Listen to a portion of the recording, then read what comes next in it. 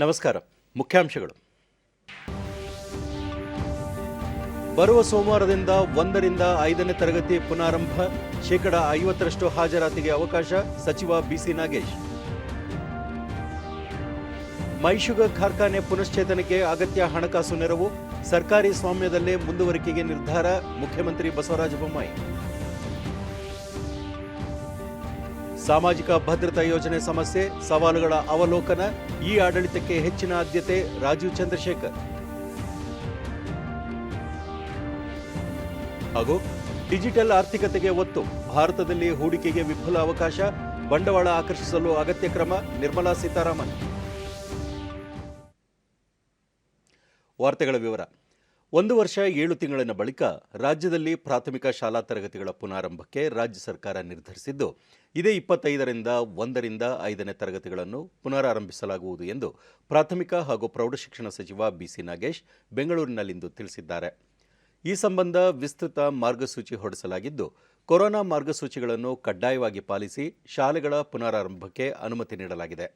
ಮಾರ್ಗಸೂಚಿ ಅನ್ವಯ ತರಗತಿಯಲ್ಲಿ ಶೇಕಡಾ 50ರಷ್ಟು ಮಕ್ಕಳಿಗೆ ಮಾತ್ರ ಹಾಜರಾತಿ ಅವಕಾಶ ನೀಡಲಾಗಿದ್ದು, ಶಾಲೆಗಳಿಗೆ ಹಾಜರಾಗಲು ಪೋಷಕರ ಅನುಮತಿ ಕಡ್ಡಾಯವಾಗಿದೆ.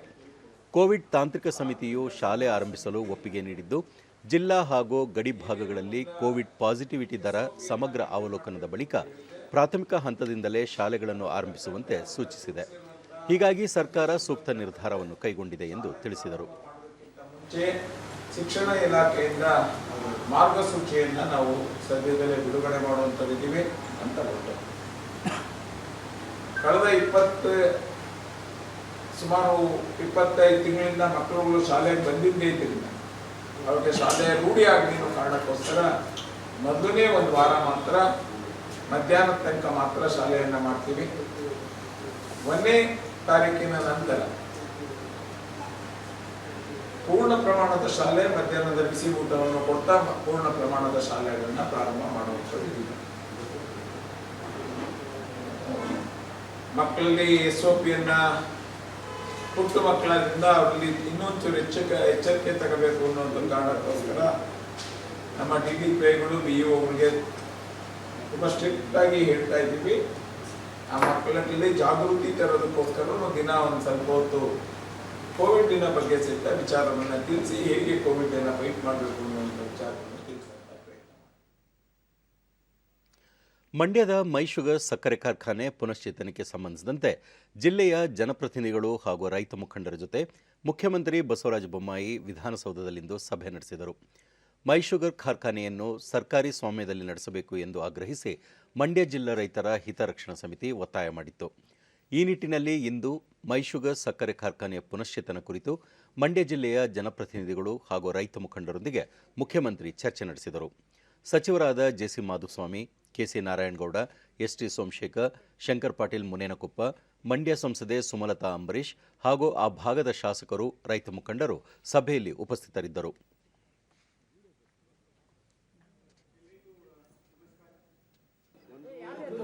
ಬಳಿಕ ಬಸವರಾಜ ಬೊಮ್ಮಾಯಿ, ಮೈಶುಗರ್ ಕಾರ್ಖಾನೆ ಪುನಶ್ಚೇತನಗೊಳಿಸಲು ಈಗಾಗಲೇ ಸಚಿವ ಸಂಪುಟದಲ್ಲಿ ಚರ್ಚಿಸಲಾಗಿದ್ದು, ಹಾಲಿ ಕಾರ್ಖಾನೆಯಲ್ಲಿನ ಯಂತ್ರೋಪಕರಣಗಳ ವಸ್ತುಸ್ಥಿತಿ, ಪುನಶ್ಚೇತನ ಬಳಿಕ ಕಾರ್ಖಾನೆಗೆ ಕಬ್ಬು ಪೂರೈಕೆ ಮಾಡುವ ರೈತರಿಗೆ ಸದಸ್ಯತ್ವ, ಕಾರ್ಖಾನೆ ಸುಗಮವಾಗಿ ನಡೆಯಲು ಅಗತ್ಯವಿರುವ ಹಣಕಾಸು ನೆರವು ಇತ್ಯಾದಿಗಳ ಕುರಿತು ಸರ್ಕಾರಕ್ಕೆ ಸಂಪೂರ್ಣ ಮಾಹಿತಿ ವರದಿ ಅಗತ್ಯವಿದೆ. ಈ ನಿಟ್ಟಿನಲ್ಲಿ ಅಧಿಕಾರಿಗಳು ಸಮಗ್ರ ಪರಿಶೀಲನೆ ನಡೆಸಬೇಕು. ತಜ್ಞ ಅಧಿಕಾರಿಗಳು ನೀಡುವ ವರದಿಯನ್ನು ಪಡೆದು ಬಳಿಕ ಸಚಿವ ಸಂಪುಟದಲ್ಲಿ ಅಂತಿಮ ತೀರ್ಮಾನ ಕೈಗೊಳ್ಳಲಾಗುವುದು ಎಂದರು. ಶೀಘ್ರ ಕಾರ್ಖಾನೆಯಲ್ಲಿ ಕಬ್ಬು ಅರೆಯುವ ಪ್ರಕ್ರಿಯೆ ಆರಂಭಿಸಲು ಯಂತ್ರೋಪಕರಣಗಳನ್ನು ಸಜ್ಜುಗೊಳಿಸಲು ಸೂಚಿಸಲಾಗಿದೆ. ಮೈಶುಗರ್ ಕಾರ್ಖಾನೆ ಯಾವುದೇ ಕಾರಣಕ್ಕೂ ಖಾಸಗೀಕರಣ ಮಾಡುವುದಿಲ್ಲ ಎಂದು ಅವರು ಸ್ಪಷ್ಟಪಡಿಸಿದರು. ಇದೆಲ್ಲವನ್ನು ಸೂಪರ್ವೈಸ್ ಮಾಡೋದಕ್ಕೆ ಒಬ್ಬ ಅಲ್ಲಿ ದಕ್ಷ ಅಧಿಕಾರಿಗಳನ್ನು, ಒಬ್ಬ MDನ ಮತ್ತು ಈ ಇಂಡಸ್ಟ್ರಿಯಲ್ಲಿ ಎಕ್ಸ್ಪರ್ಟ್ ಇರುವಂಥವ್ರನ್ನ ನೇಮಿಸಿ, ಆಮೇಲೆ ಒಬ್ಬರು ನಮ್ಮ AG ಕೊಡುವಂಥ ಒಬ್ಬ ಅಕೌಂಟೆಂಟನ್ನು ಕೂಡ ನೇಮಿಸಿ, ಯಾಕಂದರೆ ಸರಿಯಾಗಿ ಎಲ್ಲ ನೋಡಿಕೊಂಡು ಅವರೆಲ್ಲ ಕೊಡುವಂಥ ರಿಪೋರ್ಟನ್ನು ತೆಗೆದುಕೊಂಡು ಮತ್ತೆ ಕ್ಯಾಬಿನೆಟ್ಟಿಗೆ ಹೋಗಿ ಕ್ಯಾಬಿನೆಟ್ನಲ್ಲಿ ಅಂತಿಮ ತೀರ್ಮಾನ ಮಾಡ್ತೀವಿ. ಆದರೆ ಈ ಮಧ್ಯೆ ಅಲ್ಲಿ ಮುಂದಿನ ಸೀಸನ್ನಲ್ಲಿ ನಾವು ಕಬ್ಬನ್ನು ಅರಗಿಸ್ತೇವೆ ಅನ್ನುವಂಥ ಒಂದು ಫರ್ಮ್ ನಿರ್ಣಯ ಅದು.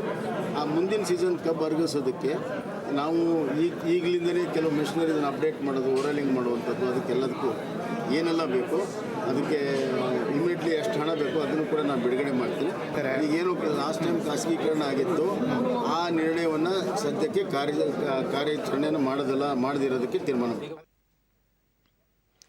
ಕೇಂದ್ರ ವಾರ್ತಾ ಮತ್ತು ಪ್ರಸಾರ ಖಾತೆ ರಾಜ್ಯ ಸಚಿವ ಡಾಕ್ಟರ್ ಎಲ್ ಮುರುಗನ್ ಬೆಂಗಳೂರಿನಲ್ಲಿಂದು ಕರ್ನಾಟಕ ಚಲನಚಿತ್ರ ವಾಣಿಜ್ಯ ಮಂಡಳಿಯ ಸಭೆಯಲ್ಲಿ ಭಾಗವಹಿಸಿದ್ದರು. ಕರ್ನಾಟಕ ಚಲನಚಿತ್ರ ವಾಣಿಜ್ಯ ಮಂಡಳಿ ಅಧ್ಯಕ್ಷ ಡಿಆರ್ ಜಯರಾಜ್, ಉಪಾಧ್ಯಕ್ಷ ಉಮೇಶ್ ಬಣ್ಕಾರ್, ನಿಕಟಪೂರ್ವ ಅಧ್ಯಕ್ಷ ಎ ಚಿನ್ನೇಗೌಡ, ಡಾಕ್ಟರ್ ರಾಜ್ಕುಮಾರ್ ಅಭಿಮಾನಿಗಳ ಸಂಘದ ಅಧ್ಯಕ್ಷ ಸಾರಾ ಗೋವಿಂದು, ನಟ ಶಿವರಾಜ್ ಕುಮಾರ್ ಸೇರಿದಂತೆ ಮತ್ತಿತರರು ಉಪಸ್ಥಿತರಿದ್ದರು. ಬಳಿಕ ಡಾಕ್ಟರ್ ಎಲ್ ಮುರುಗನ್, ಕರ್ನಾಟಕ ಸರ್ಕಾರ ಕೊರೋನಾ ಸಂಕಷ್ಟದ ಸಂದರ್ಭದಲ್ಲಿ ಚಲನಚಿತ್ರ ಮಂದಿರದ ಕಂದಾಯ ವಿನಾಯಿತಿ ನೀಡಿರುವುದು ಪ್ರಶಂಸನೀಯವಾಗಿದ್ದು, ಕಳೆದ ಆರ್ಥಿಕ ವರ್ಷದಲ್ಲಿ 125 ಚಲನಚಿತ್ರಗಳಿಗೆ ತಲಾ 10 ಲಕ್ಷ ರೂಪಾಯಿ ಸಹಾಯಧನ ಒದಗಿಸಿರುವುದು ಚಿತ್ರೋದ್ಯಮದ ಪ್ರೋತ್ಸಾಹಕ್ಕೆ ನೆರವು ಒದಗಿಸಲಿದೆ ಎಂದರು.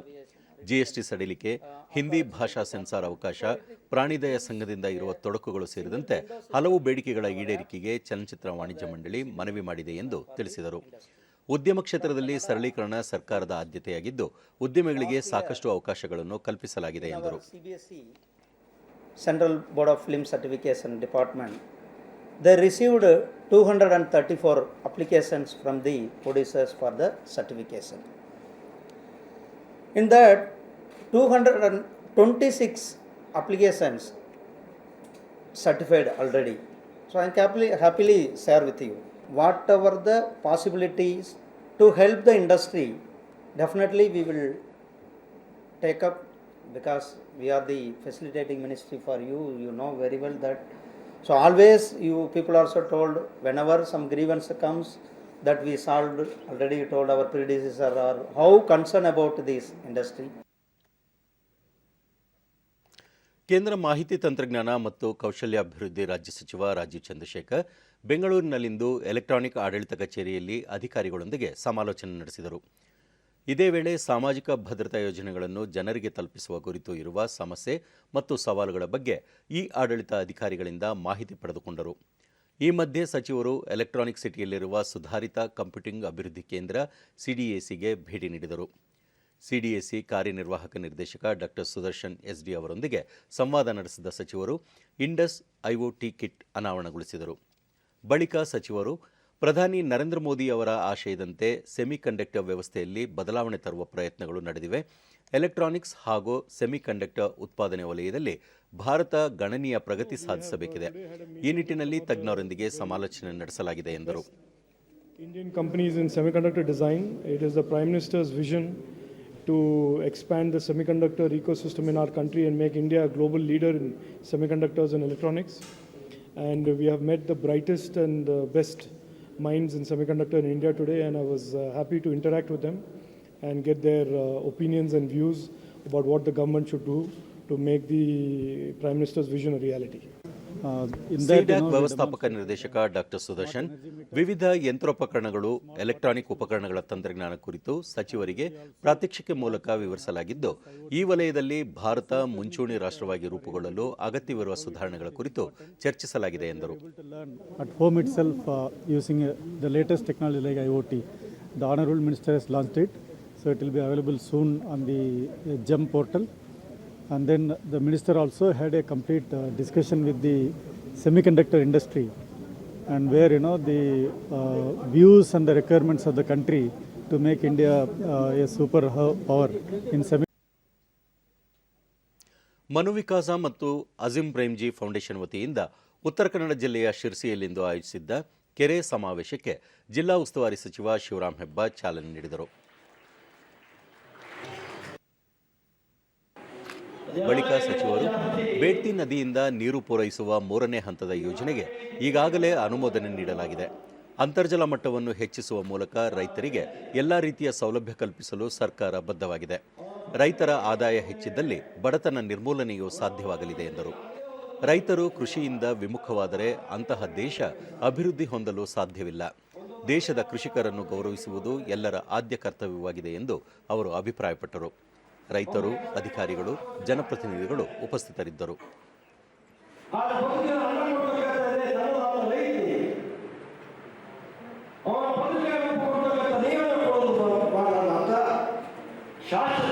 ಬರುತ್ತಾರೆ.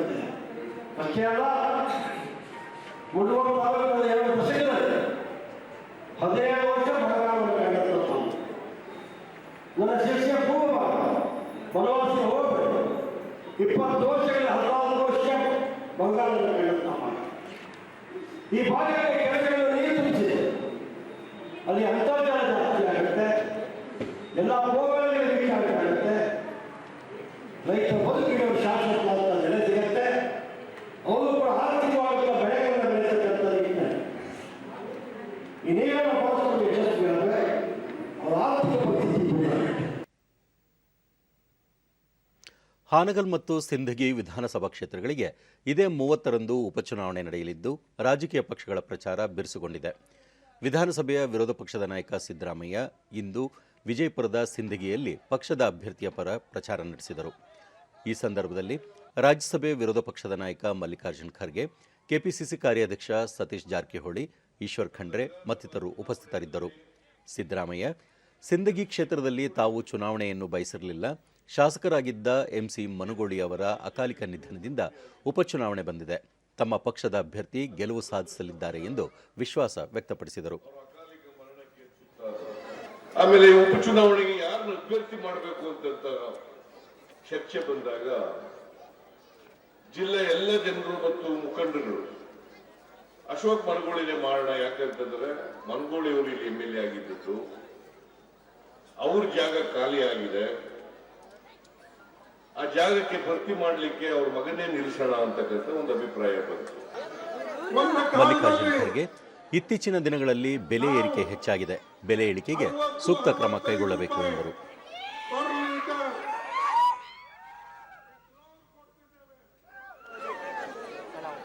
₹35-40 1 ಲೀಟರ್ ಡೀಸೆಲ್ ಕೊಡ್ತಿದ್ದೇವೆ.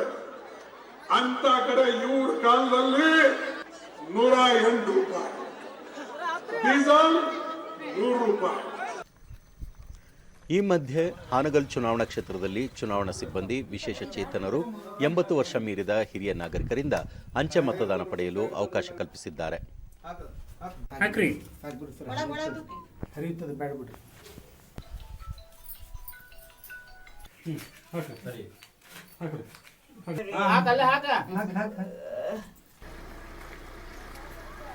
ಟೋಟಲ್ 478 ವೋಟರ್ಸ್ ಇದ್ದಾರೆ. ಹಾನಗಲ್ ವಿಧಾನಸಭಾ ಕ್ಷೇತ್ರದ ಚುನಾವಣಾಧಿಕಾರಿ ಅಶೋಕ್ ತೇಲಿ, ಕ್ಷೇತ್ರದಲ್ಲಿ 80 ವರ್ಷ ಮೀರಿದ 450 ಮತದಾರರು, 28 ವಿಶೇಷ ಚೇತನರು ಸೇರಿದಂತೆ 478 ಮಂದಿ ಮತ ಚಲಾಯಿಸಲಿದ್ದಾರೆ. ನಾಳೆ 7 ತಂಡಗಳು ಮನೆ ಮನೆಗೆ ತೆರಳಿ ಮತ ಪಡೆಯಲಿದ್ದಾರೆ ಎಂದು ಮಾಹಿತಿ ನೀಡಿದರು. ವೋಟ್ ಹಾಕಿಸ್ಕೊಂಡು ಬರ್ತೀವಿ. 2 ದಿನ ಟೈಮ್ ಇದೆ. ಆಲ್ರೆಡಿ ಅವರಿಗೆ ನಮ್ಮ ಆಫೀಸಿಂದ, ಕಚೇರಿಯಿಂದ ಫೋನ್ ಮೂಲಕ 2 ಬಾರಿ ಇನ್ಫಾರ್ಮ್ ಮಾಡಲಾಗಿದೆ ಯಾರು ವೋಟರ್ಸ್ ಇದ್ದಾರೆ. ರಿಕಗ್ನೈಸ್ಡ್ ಪೊಲಿಟಿಕಲ್ ಪಾರ್ಟಿಗಳಿಗೆ ನಾವು ಆಲ್ರೆಡಿ ಲಿಸ್ಟನ್ನು ಶೇರ್ ಮಾಡಿದ್ದೀವಿ. ಯಾವ್ಯಾವ ವೋಟರ್ಸ್ ಇದ್ದಾರೆ ಇವರು 478 ಅನ್ನೋದು, ಯಾವ ಪೋಲಿಂಗ್ ಸ್ಟೇಷನ್ದವರು ಇದ್ದಾರೆ ಅಂತೇಳಿ. ಅದಾದ ಬಳಿಕ ಮತ್ತೆ ನಮ್ಮ BL ಅವರು ಕೂಡ ಆಲ್ರೆಡಿ 478 ವೋಟರ್ಸ್ಗಳಿಗೆ ಮನೆಗೆ ಹೋಗಿ ನಿಮ್ಮಲ್ಲಿ ಈಗ ವೋಟ್ ಹಾಕ್ಲಿಕ್ಕೆ ಬರ್ತಾ ಇದ್ದಾರೆ, ಮನೆಯಲ್ಲಿ ಇರಿ ಅಂತೇಳಿ ಇನ್ಫಾರ್ಮ್ ಮಾಡಿದ್ದಾರೆ. ಇಲ್ಲಿ ಸ್ಮೂತಾಗಿ ಇದು ನಡೀತಾ ಇದೆ. ಕರ್ನಾಟಕ ಹೈಕೋರ್ಟ್ನ ನೂತನ ಮುಖ್ಯ ನ್ಯಾಯಮೂರ್ತಿ ರಿತುರಾಜ್ ಅವಸ್ಥಿ ಅವರಿಗೆ ವಕೀಲರ ಸಂಘದ ವತಿಯಿಂದ ಇಂದು ಸ್ವಾಗತ ಕಾರ್ಯಕ್ರಮವನ್ನು ಹಮ್ಮಿಕೊಳ್ಳಲಾಗಿತ್ತು. ಇದೇ ವೇಳೆ ಪಾಟ್ನಾ ಹೈಕೋರ್ಟ್ಗೆ ವರ್ಗಾವಣೆಗೊಂಡಿರುವ ಕರ್ನಾಟಕ ಹೈಕೋರ್ಟ್ ನ್ಯಾಯಮೂರ್ತಿ PV ಭಜಂತ್ರಿ ಅವರಿಗೆ ಸಂಘದ ವತಿಯಿಂದ ಬೀಳ್ಕೊಡುಗೆ ಸಮಾರಂಭ ಏರ್ಪಡಿಸಲಾಗಿತ್ತು.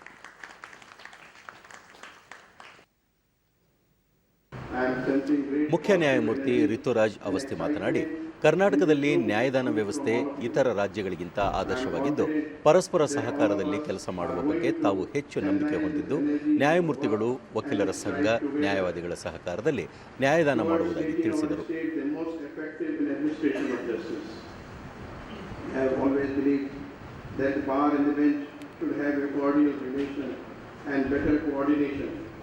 Their advocates are the officers of the court and play an extremely vital role in the administration of justice.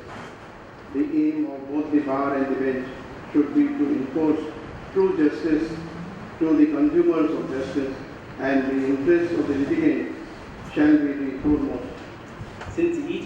ನ್ಯಾಯಮೂರ್ತಿ PV ಭಜಂತ್ರಿ ಕಕ್ಷಿದಾರರಿಗೆ ಸಮಯಾನುಸಾರ ನ್ಯಾಯ ದೊರಕಿಸುವ ಕುರಿತು ನ್ಯಾಯವಾದಿಗಳಿಗೆ ಕಾರ್ಯಾಗಾರಗಳನ್ನು ಹಮ್ಮಿಕೊಳ್ಳಬೇಕು ಎಂದು ಅಭಿಪ್ರಾಯಪಟ್ಟರು. organizing the lectures through judges, senior counsels, advocates who are versed in their relevant subjects like the Constitution, CPC, CRPC and allied subjects in the interest of the advocates in rendering justice to the litigants. ವಕೀಲರ ಸಂಘದ ಅಧ್ಯಕ್ಷ AP Ranganath ನೂತನ ಮುಖ್ಯ ನ್ಯಾಯಮೂರ್ತಿಗಳಿಗೆ ಕರ್ನಾಟಕದಿಂದ ಎಲ್ಲಾ ಸಹಕಾರ ದೊರೆಯಲಿ ಎಂದು ಆಶಿಸಿದರು. ನ್ಯಾಯಮೂರ್ತಿಗಳು ಪಟ್ನಾ ಹೈಕೋರ್ಟ್ನ ನ್ಯಾಯಮೂರ್ತಿಯಾಗಿ ವರ್ಗಾವಣೆಗೊಂಡಿರುವ ಈ ಸಂದರ್ಭದಲ್ಲಿ ಅವರು ಕರ್ನಾಟಕದ ಕಂಪನ್ನ ಬಿಹಾರದಲ್ಲಿ ಪಸರಿಸಲಿ. ರಾಜ್ಯದಲ್ಲಿ ಇಂದು ಹೊಸದಾಗಿ 214 ಕೋವಿಡ್ ಪ್ರಕರಣಗಳು ದೃಢಪಟ್ಟಿದ್ದು, ಇದರೊಂದಿಗೆ ಒಟ್ಟು ಸೋಂಕು ಪ್ರಕರಣಗಳ ಸಂಖ್ಯೆ 29,83,673ಕ್ಕೆ ಏರಿಕೆಯಾಗಿದೆ. ಇಂದು 488 ಮಂದಿ ಆಸ್ಪತ್ರೆಯಿಂದ ಬಿಡುಗಡೆಯಾಗಿದ್ದು, ಇದುವರೆಗೂ ಗುಣಮುಖರಾದವರ ಒಟ್ಟು ಸಂಖ್ಯೆ 29,36,527ಕ್ಕೆ ತಲುಪಿದೆ. ಇಂದು 12 ಮಂದಿ ಸಾವನ್ನಪ್ಪಿದ್ದು, ಮೃತಪಟ್ಟವರ ಸಂಖ್ಯೆ 37,953ಕ್ಕೆ ಏರಿಕೆಯಾಗಿದೆ. ಸದ್ಯ ರಾಜ್ಯದಲ್ಲಿ 9,164 ಸಕ್ರಿಯ ಪ್ರಕರಣಗಳಿವೆ ಎಂದು ಆರೋಗ್ಯ ಮತ್ತು ಕುಟುಂಬ ಕಲ್ಯಾಣ ಇಲಾಖೆ ತಿಳಿಸಿದೆ. ಬೆಂಗಳೂರಿನಲ್ಲಿ 83 ಮಂದಿಗೆ ಸೋಂಕು ತಗುಲಿದ್ದು, ಒಟ್ಟು ಸೋಂಕು ಪ್ರಕರಣಗಳ ಸಂಖ್ಯೆ 12,49,501ಕ್ಕೆ ಏರಿಕೆಯಾಗಿದೆ. ಇಂದು 151 ಮಂದಿ ಆಸ್ಪತ್ರೆಯಿಂದ ಬಿಡುಗಡೆಯಾಗಿದ್ದು, ಇದುವರೆಗೂ ಒಟ್ಟು 12,26,541 ಮಂದಿ ಗುಣಮುಖರಾಗಿದ್ದಾರೆ. ಸದ್ಯ 6,745 ಸಕ್ರಿಯ ಪ್ರಕರಣಗಳಿವೆ. ಬೆಂಗಳೂರಿನಲ್ಲಿ 4 ಮಂದಿ ಸಾವನ್ನಪ್ಪಿದ್ದು, ಇದುವರೆಗೂ ಒಟ್ಟು 16,214 ಮಂದಿ ಸಾವನ್ನಪ್ಪಿದ್ದಾರೆ. ಬಾಗಲಕೋಟೆ, ಬೆಳಗಾವಿ, ಚಿಕ್ಕಬಳ್ಳಾಪುರ, ದಾವಣಗೆರೆ, ಧಾರವಾಡ, ಗದಗ, ಹಾವೇರಿ, ಕೊಪ್ಪಳ, ರಾಯಚೂರು, ರಾಮನಗರ, ವಿಜಯಪುರ, ಯಾದಗಿರಿ ಜಿಲ್ಲೆಯಲ್ಲಿ ಯಾವುದೇ ಸೋಂಕು ಪ್ರಕರಣ ವರದಿಯಾಗಿಲ್ಲ. ಉಳಿದಂತೆ ರಾಜ್ಯದ ವಿವಿಧ ಜಿಲ್ಲೆಗಳಲ್ಲಿ ದಾಖಲಾಗಿರುವ ಸೋಂಕು ಪ್ರಕರಣಗಳ ಸಂಖ್ಯೆ ಈ ರೀತಿ ಇದೆ.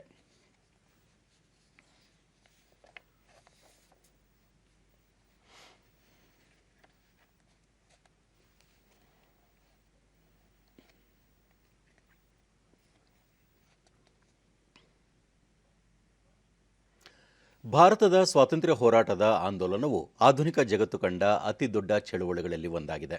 ಸ್ವಾತಂತ್ರ್ಯ ಹೋರಾಟದ ಘಟನೆಗಳು ಸೇರಿದಂತೆ ಲಕ್ಷಾಂತರ ಮಂದಿ ತ್ಯಾಗ ಮಾಡಿದ ಯಶೋಗಾಥೆ ಎಂದೆಂದಿಗೂ ಅನನ್ಯ. ಆಕಾಶವಾಣಿ ರಾಷ್ಟ್ರೀಯ ಸುದ್ದಿ ವಿಭಾಗದೊಂದಿಗೆ ತೆರೆಮೆರೆಯಲಿದ್ದ ಹಲವು ಸ್ವಾತಂತ್ರ್ಯ ಹೋರಾಟಗಾರರ ಜೀವನ ಚಿತ್ರಣದ ಸುದ್ದಿ ಮಾಲಿಕೆ ಇಲ್ಲಿದೆ.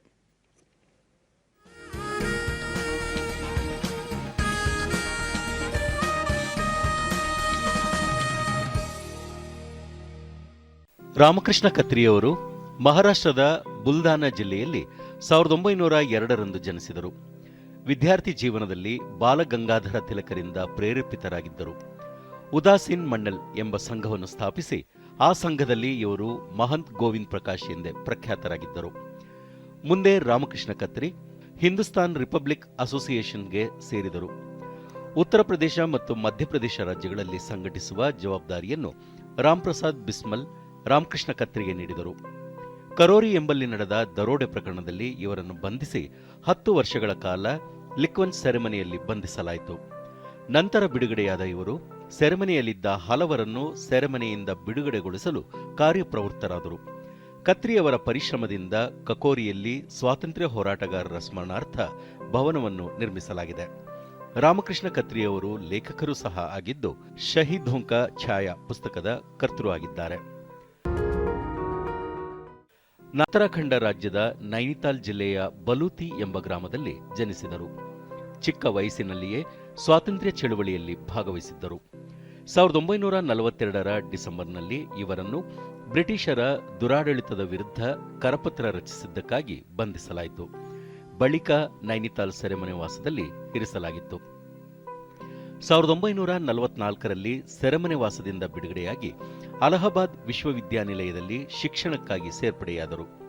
ಎಂಎ ರಾಜಕೀಯ ಶಾಸ್ತ್ರದಲ್ಲಿ ವಿಶ್ವವಿದ್ಯಾಲಯಕ್ಕೆ ಪ್ರಥಮ ಸ್ಥಾನ ಗಳಿಸಿದ ಇವರು ಇದೇ ವಿಶ್ವವಿದ್ಯಾನಿಲಯದಲ್ಲಿ ಎಲ್ಎಲ್ಬಿ ಪದವಿಯನ್ನು ಪಡೆದರು.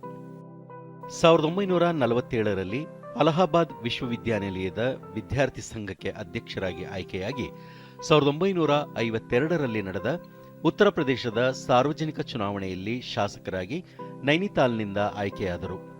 ಇವರು ಉತ್ತರ ಪ್ರದೇಶದ ಹಣಕಾಸು ಮತ್ತು ಸಂಸದೀಯ ವ್ಯವಹಾರಗಳ ಸಚಿವರಾಗಿ ಚೌಧರಿ ಚರಣ್ ಸಿಂಗ್ ಸರ್ಕಾರದಲ್ಲಿ ಸೇವೆ ಸಲ್ಲಿಸಿದರು. ನಾರಾಯಣ್ ದತ್ತ ತಿವಾರಿಯವರು 3 ಬಾರಿ ಉತ್ತರ ಪ್ರದೇಶದ ಮುಖ್ಯಮಂತ್ರಿಗಳಾಗಿ ಸೇವೆ ಸಲ್ಲಿಸಿ ಕೇಂದ್ರ ಸರ್ಕಾರದಲ್ಲಿ ಕೈಗಾರಿಕೆ, ಪೆಟ್ರೋಲಿಯಂ, ವಿದೇಶಾಂಗ ವ್ಯವಹಾರ, ಹಣಕಾಸು ಸಚಿವರಾಗಿ ಕಾರ್ಯನಿರ್ವಹಿಸಿದರು. ಉತ್ತರ ಪ್ರದೇಶವನ್ನು ವಿಭಾಗಿಸಿ ರಚಿಸಲಾದ ಹೊಸ ರಾಜ್ಯ ಉತ್ತರಾಖಂಡ ಜಿಲ್ಲೆಯ ಮೊದಲ ಮುಖ್ಯಮಂತ್ರಿಗಳಾದ ಕೀರ್ತಿ ಇವರದ್ದು. 2002ರಿಂದ 2007ರವರೆಗೆ ಇವರು ಆಂಧ್ರಪ್ರದೇಶದ ರಾಜ್ಯಪಾಲರಾಗಿಯೂ ಸೇವೆ ಸಲ್ಲಿಸಿದ್ದರು. ತಮ್ಮ ಹುಟ್ಟುಹಬ್ಬದ ದಿನವಾದ ಅಕ್ಟೋಬರ್ 18ರಂದೇ 2018ರಲ್ಲಿ ನಿಧನರಾದರು.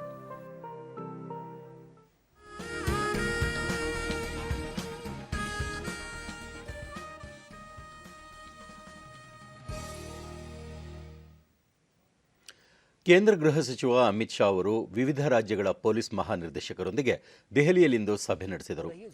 ಆಂತರಿಕ ಭದ್ರತೆ ಮತ್ತಷ್ಟು ಬಲಪಡಿಸುವ ಕುರಿತು ಚರ್ಚಿಸಲಾಗಿದ್ದು, ಸಭೆಯಲ್ಲಿ ಕೇಂದ್ರೀಯ ಮೀಸಲು ಪೊಲೀಸ್ ಪಡೆ, ವಿವಿಧ ಭದ್ರತಾ ಪಡೆಗಳ ಮುಖ್ಯಸ್ಥರು, ರಾಜ್ಯಗಳ ಪೊಲೀಸ್ ಇಲಾಖೆಯ ಹಿರಿಯ ಅಧಿಕಾರಿಗಳು ಉಪಸ್ಥಿತರಿದ್ದರು.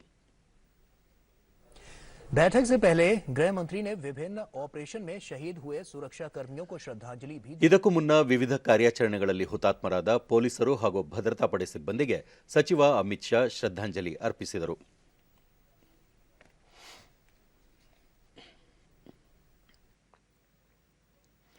ದೇಶದ ಮೂಲಸೌಕರ್ಯ ಅಭಿವೃದ್ಧಿ ವಲಯಕ್ಕೆ ವಿದೇಶಿ ಬಂಡವಾಳ ಹೂಡಿಕೆ ಆಕರ್ಷಿಸಲು ಹಲವು ಸುಧಾರಣಾ ಕ್ರಮ ಕೈಗೊಳ್ಳಲಾಗಿದೆ ಎಂದು ಕೇಂದ್ರ ಹಣಕಾಸು ಸಚಿವೆ ನಿರ್ಮಲಾ ಸೀತಾರಾಮನ್ ಹೇಳಿದ್ದಾರೆ. ನ್ಯೂಯಾರ್ಕ್ನಲ್ಲಿ ಫಿಕಿ ಆಯೋಜಿಸಿದ್ದ ಸಮಾವೇಶದಲ್ಲಿ ಸಚಿವರು ಬದಲಾದ ಜಾಗತಿಕ ಪೂರೈಕೆ ಸರಣಿ ವ್ಯವಸ್ಥೆಯಲ್ಲಿ ಹೂಡಿಕೆದಾರರಿಗೆ ಭಾರತದಲ್ಲಿ ಅವಕಾಶಗಳು ಹೆಚ್ಚಿವೆ, ಭಾರತದಲ್ಲಿನ ಪ್ರಸಕ್ತ ಸ್ಪಷ್ಟ ನಾಯಕತ್ವ ಹೂಡಿಕೆಗೆ ಪೂರಕವಾಗಿದೆ ಎಂದರು. ಹಣಕಾಸು ವಲಯದಲ್ಲಿ ತಂತ್ರಜ್ಞಾನ ಮಹತ್ವದ ಪಾತ್ರ ವಹಿಸುತ್ತಿದ್ದು, ಆರ್ಥಿಕ ಒಳಗೊಳ್ಳುವಿಕೆ ಮತ್ತು ಡಿಜಿಟಲ್ ಆರ್ಥಿಕತೆಗೆ ಭಾರತ ಹೆಚ್ಚಿನ ಆದ್ಯತೆ ನೀಡಿದೆ.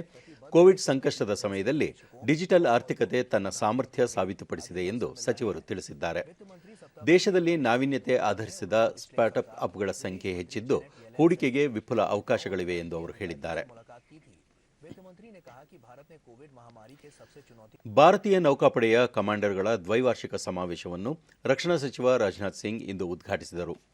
ಇದೇ ವೇಳೆ ಭಾರತೀಯ ನೌಕಾಪಡೆಯ ಸಮಗ್ರ ಮಾನವರಹಿತ ಮಾರ್ಗಸೂಚಿ ಕೈಪಿಡಿಯನ್ನು ಸಚಿವರು ಬಿಡುಗಡೆ ಮಾಡಿದರು. ರಾಷ್ಟ್ರೀಯ ಸಾಗರ ಸುರಕ್ಷತೆ ಸೇರಿದಂತೆ ಭದ್ರತೆ ಕುರಿತ ವಿಚಾರಗಳ ಕುರಿತು ಹಿರಿಯ ಸೇನಾಧಿಕಾರಿಗಳೊಂದಿಗೆ ಸಚಿವರು ಸಮಾಲೋಚನೆ ನಡೆಸಿದರು. ಸೇನಾ ಸಿಬ್ಬಂದಿ ಮುಖ್ಯಸ್ಥ ಸಿಡಿಎಸ್ ಜನರಲ್ ಬಿಪಿನ್ ರಾವತ್, ನೌಕಾಪಡೆ ಮುಖ್ಯಸ್ಥ ಅಡ್ಮಿರಲ್ ಕರಮ್ವೀರ್ ಸಿಂಗ್ ಮತ್ತಿತರರು ಹಾಜರಿದ್ದರು. ಡೇರಾ ಸಚ್ಚಾ ಸೌದಾ ವ್ಯವಸ್ಥಾಪಕ ರಂಜಿತ್ ಸಿಂಗ್ ಕೊಲೆ ಪ್ರಕರಣಕ್ಕೆ ಸಂಬಂಧಿಸಿದಂತೆ ಡೇರಾ ಮುಖ್ಯಸ್ಥ ಗುರ್ಮಿತ್ ರಾಮ್ ರಹೀಂ ಮತ್ತು ಇತರ 4 ಆರೋಪಿಗಳಿಗೆ ಸಿಬಿಐ ವಿಶೇಷ ನ್ಯಾಯಾಲಯ ಜೀವಾವಧಿ ಶಿಕ್ಷೆ ವಿಧಿಸಿದೆ. ಇದಲ್ಲದೆ ಮುಖ್ಯ ಆರೋಪಿ ರಾಮ್ ರಹೀಂಗೆ 31 ಲಕ್ಷ ರೂಪಾಯಿ ಹಾಗೂ ಇತರ ಆರೋಪಿಗಳಿಗೆ ಒಟ್ಟು 4,75,000 ರೂಪಾಯಿ ದಂಡ ವಿಧಿಸಲಾಗಿದೆ. 2002ರಲ್ಲಿ ನಡೆದ ರಂಜಿತ್ ಸಿಂಗ್ ಕೊಲೆ ಪ್ರಕರಣಕ್ಕೆ ಸಂಬಂಧಿಸಿದಂತೆ ಪಂಚಕುಲ ಸಿಬಿಐ ನ್ಯಾಯಾಲಯದಲ್ಲಿ ಇದೇ 8ರಂದು ಅಪರಾಧ ಸಾಬೀತುಪಡಿಸಲಾಗಿದ್ದು, ಇಂದು ಶಿಕ್ಷೆಯ ಪ್ರಮಾಣ ಪ್ರಕಟಿಸಲಾಗಿದೆ. ಈ ಮುನ್ನ ಅತ್ಯಾಚಾರ ಮತ್ತು ಪತ್ರಕರ್ತರೊಬ್ಬರ ಕೊಲೆ ಪ್ರಕರಣಗಳಿಗೆ ಸಂಬಂಧಿಸಿದಂತೆ ಆರೋಪಿ ರಾಮ್ ರಹೀಂಗೆ ಶಿಕ್ಷೆ ವಿಧಿಸಲಾಗಿತ್ತು. ಸ್ವಾತಂತ್ರ್ಯ ಅಮೃತ ಮಹೋತ್ಸವದ ಪ್ರಯುಕ್ತ ಕೊಪ್ಪಳ ಜಿಲ್ಲಾ ನೆಹರು ಯುವ ಕೇಂದ್ರ, ಯುವಜನ ಸೇವಾ ಮತ್ತು ಕ್ರೀಡಾ ಇಲಾಖೆ ಹಾಗೂ ಜಿಲ್ಲಾಡಳಿತದ ವತಿಯಿಂದ ಫಿಟ್ ಇಂಡಿಯಾ ಜಾಗೃತಿ ನಡಿಗೆ ಹಮ್ಮಿಕೊಳ್ಳಲಾಗಿತ್ತು. ಜಿಲ್ಲಾ ಕ್ರೀಡಾಂಗಣದಿಂದ ಕುಷ್ಟಗಿ ವೃತ್ತದವರೆಗೆ ಹಮ್ಮಿಕೊಂಡಿದ್ದ ಸ್ವಾತಂತ್ರ್ಯ ಓಟದಲ್ಲಿ ಕಾಲೇಜು ವಿದ್ಯಾರ್ಥಿಗಳು, ಎನ್ಎಸ್ಎಸ್, ಎನ್ಸಿಸಿ ಸ್ವಯಂ ಸೇವಕರು ಪಾಲ್ಗೊಂಡಿದ್ದರು.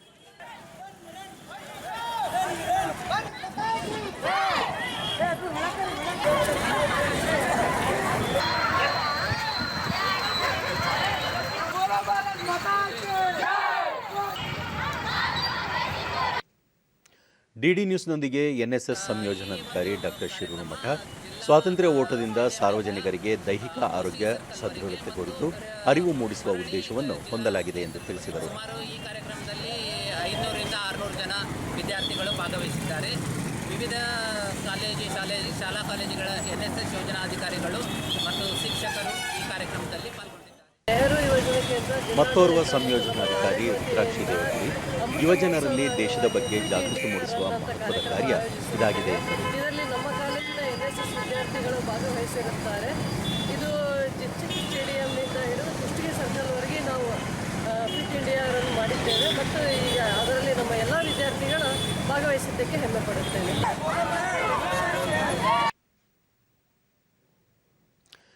ಬೆಂಗಳೂರಿನ ಹಲವೆಡೆ ಇಂದು ಸಂಜೆ ಗುಡುಗು ಮಿಂಚು ಸಹಿತ ಧಾರಾಕಾರ ಮಳೆ ಸುರಿಯಿತು. ಭಾರೀ ಮಳೆ ಹಿನ್ನೆಲೆಯಲ್ಲಿ ರಸ್ತೆಗಳು ಜಲಾವೃತವಾಗಿದ್ದು ಜನಜೀವನ ಅಸ್ತವ್ಯಸ್ತಗೊಂಡಿತ್ತು. ತಗ್ಗು ಪ್ರದೇಶಗಳಿಗೆ ನೀರು ನುಗ್ಗಿದ್ದು ಜನರು ಪರದಾಡುವಂತಾಗಿತ್ತು.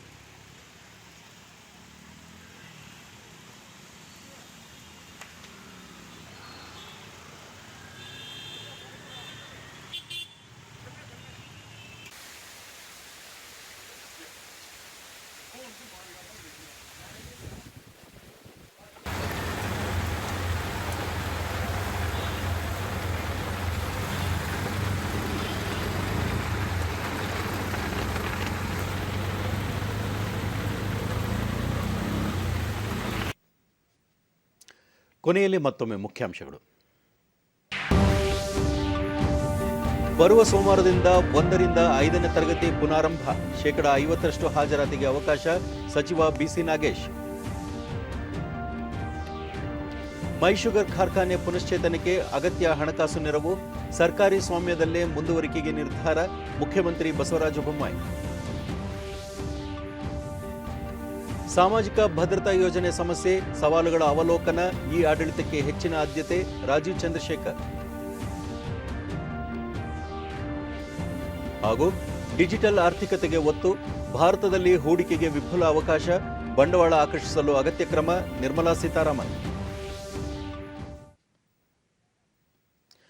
ನಮ್ಮ ವಾರ್ತಾ ಪ್ರಸಾರವನ್ನು ನೀವು ಡಿಡಿ ಚಂದನ ನ್ಯೂಸ್ ಯೂಟ್ಯೂಬ್ ಚಾನೆಲ್ನಲ್ಲೂ ವೀಕ್ಷಿಸಬಹುದು.